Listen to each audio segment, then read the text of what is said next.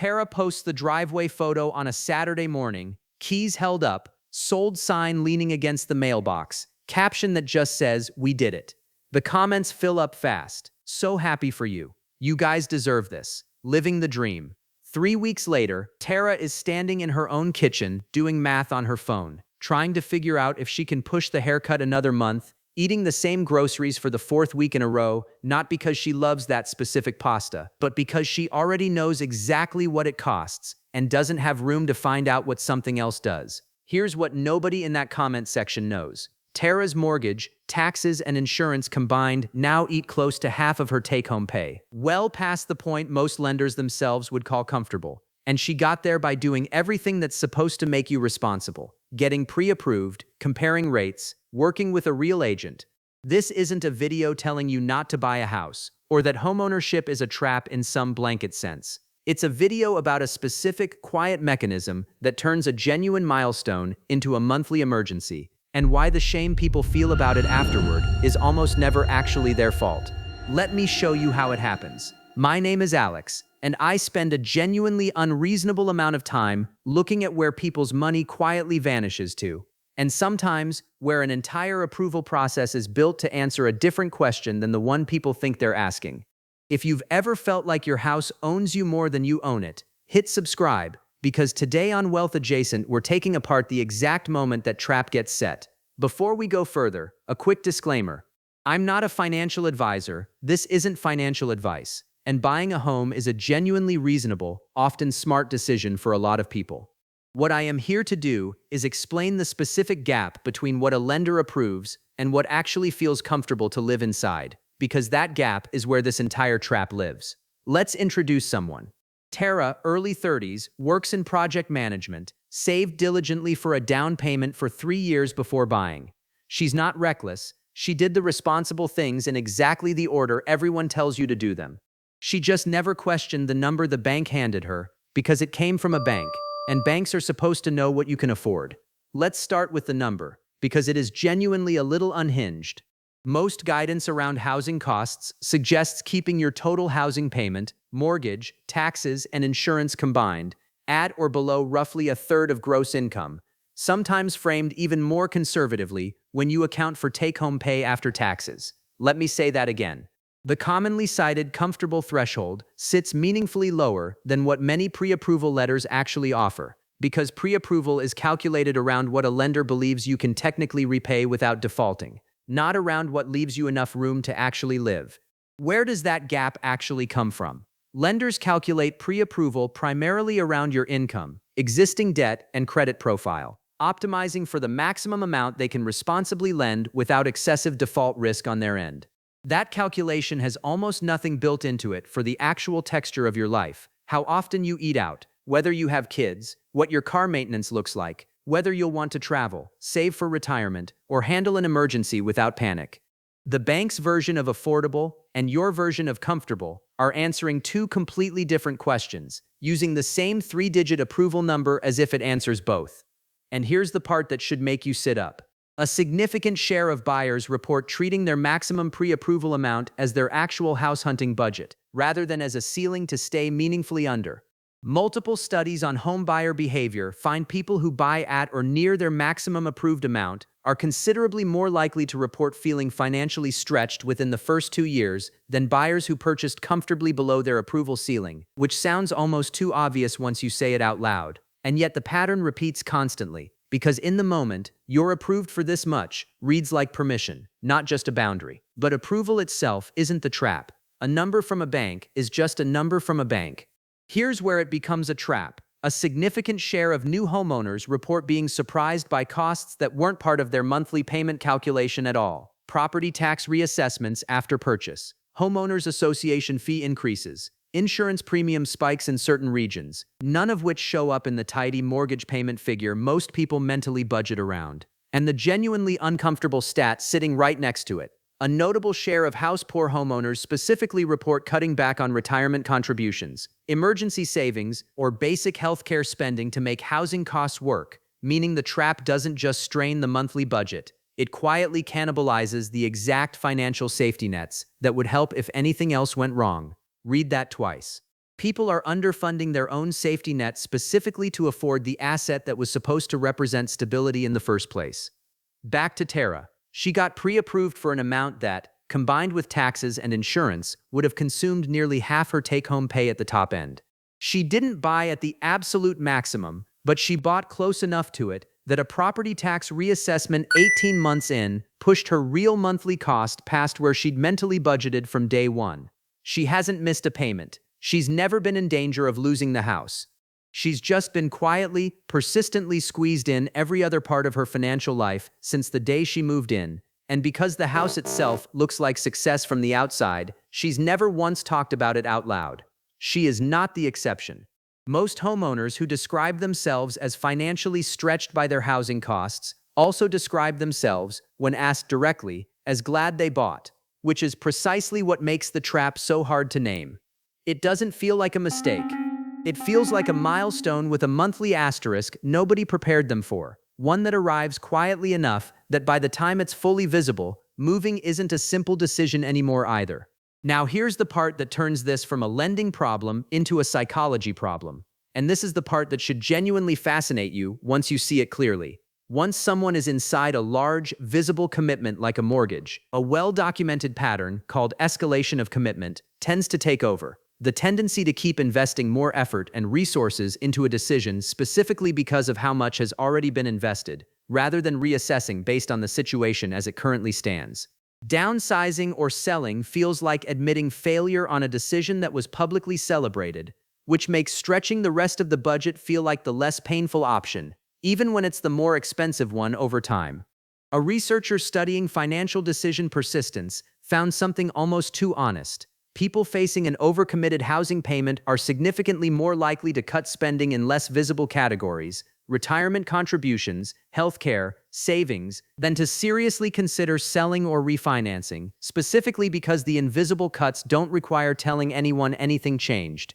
The mortgage stays exactly the same size in front of everyone else, only the quiet parts shrink. And then there's the specific mechanism that makes this particular trap so persistent. Homeownership carries enormous social weight as a marker of having arrived, stability, adulthood, a specific kind of success that gets celebrated publicly in a way renting or staying flexible almost never does.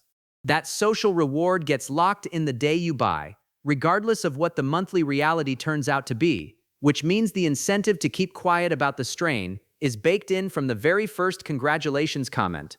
Now, before we go further, we still haven't gotten to the specific hidden costs that flip a comfortable enough purchase into a genuinely stretched one within the first couple years.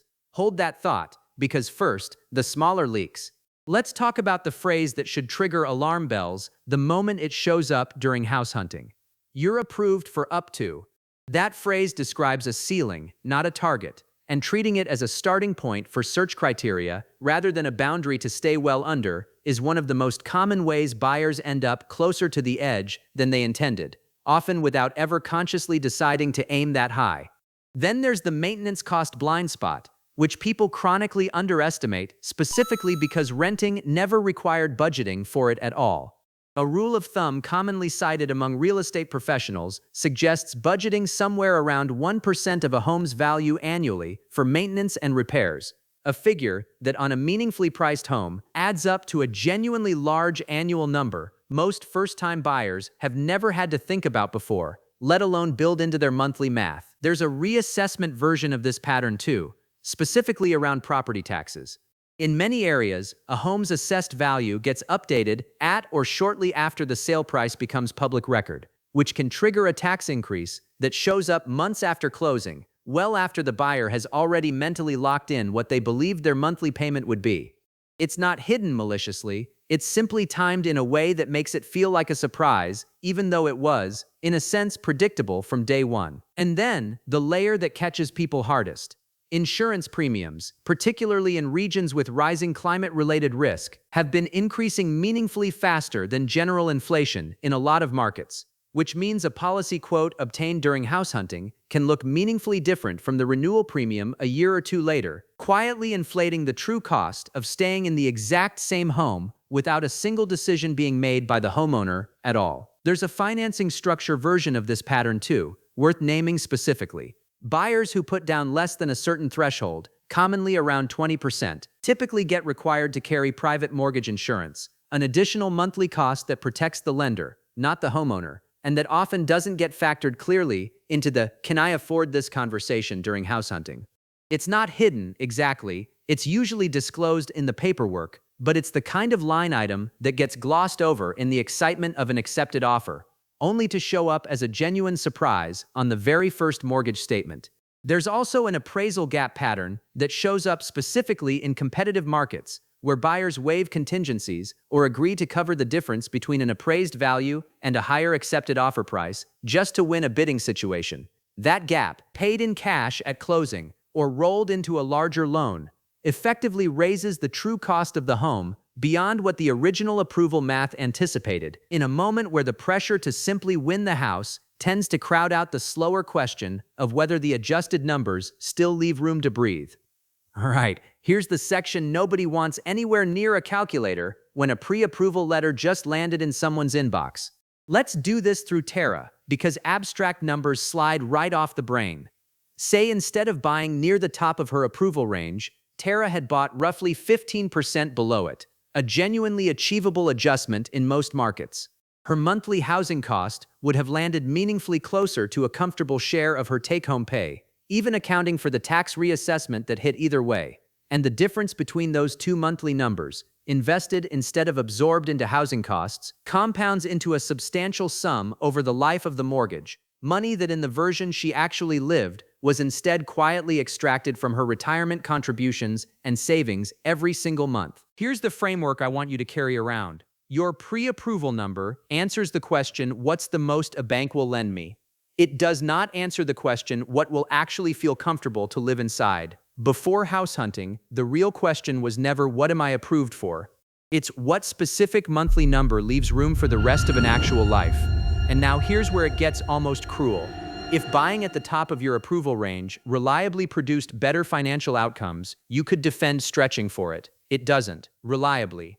Research comparing homeowner financial well-being against housing cost-to-income ratios consistently finds satisfaction and financial stability drop off meaningfully once that ratio crosses a fairly identifiable threshold, regardless of the specific home or market, which suggests the danger zone is less about any individual house and more about a ratio that behaves predictably across very different situations. Now, let me keep my promise, because I am not telling anyone that stretching for a home is always a mistake.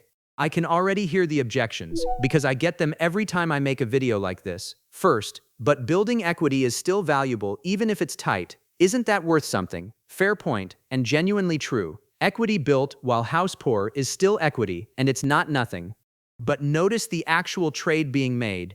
Equity accumulating in an asset you can't easily access, purchased at the direct cost of retirement contributions and emergency savings that would have been considerably easier to access if something else went wrong in the meantime. Second, but in a lot of markets, waiting to buy a smaller, more comfortable home means being priced out entirely later. Also fair, and worth naming honestly, in genuinely fast appreciating markets, that tension is real, which is exactly why the decision deserves an honest ratio check rather than a reflexive buy now at any stretch or always wait answer in either direction. The actual answer was never stretch for a home, or equity doesn't matter. It's know your true all-in ratio before you commit to it, and treat crossing a specific threshold as a real cost, not a footnote. There's a third point worth naming honestly too. What counts as a stretch varies meaningfully by region, and a ratio that would be genuinely alarming in a lower-cost area might be closer to unavoidable in a handful of the most expensive markets in the country. That's not a reason to abandon the ratio as a concept. It's a reason to treat the commonly cited comfortable threshold as a strong general guideline rather than a rigid universal rule, while still being honest with yourself about how far above it you're actually landing and what specifically you're trading away to get there. So here's the framework I'd actually use. I call it the true cost ratio, and you can run it in about 10 minutes before making an offer. Add up the full monthly cost, mortgage, taxes, insurance, and a realistic maintenance estimate, not just the loan payment alone. Divide that by your actual take-home pay, not gross income. If that ratio sits meaningfully above the commonly cited comfortable threshold, treat that specifically as a red flag worth addressing before signing, not an acceptable cost of getting in. A few practical moves fall out of that. Get pre-approved, then deliberately shop for homes priced meaningfully below that ceiling, treating the approval number as information, not a target. Build a maintenance line item into your monthly budget from day one, even before anything breaks, so the eventual repair doesn't feel like an emergency. Ask specifically about recent tax reassessment history and insurance premium trends in the exact area you're considering, not just the current quotes. And if you're already in a stretched position, know that refinancing, a formal budget reset, or in some cases selling, are legitimate options, not admissions of failure, even though they'll feel that way at first. So here's where we land, plainly. The house poor trap isn't a story about anyone being irresponsible or bad with money. It's a story about a milestone genuinely worth celebrating, funded by an approval number, engineered to answer a different question than the one that actually determines whether it feels sustainable to live inside. The data doesn't say homeownership is a mistake. What it says is quieter and far more useful. The difference between a home that builds your life and a home that quietly consumes it usually comes down to one ratio, checked honestly before signing, not after. And if you're Tara right now, doing quiet math in your own kitchen, hear this clearly. You're not bad with money, and you didn't do anything wrong by conventional standards. You followed every step you were told to follow, and the number the system handed you back was never actually calibrated to your comfort, only to the bank's risk tolerance. Of course it felt like permission. It was designed to look like an answer.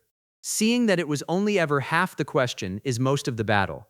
So Tara sits down and runs the true cost ratio honestly for the first time since closing, has an actual conversation with a lender about refinancing options now that rates and her situation have shifted, and starts rebuilding the retirement contribution she quietly paused without ever posting about it. The house doesn't change, the ratio slowly does. Spend on the version of home ownership that actually leaves room for the rest of your life.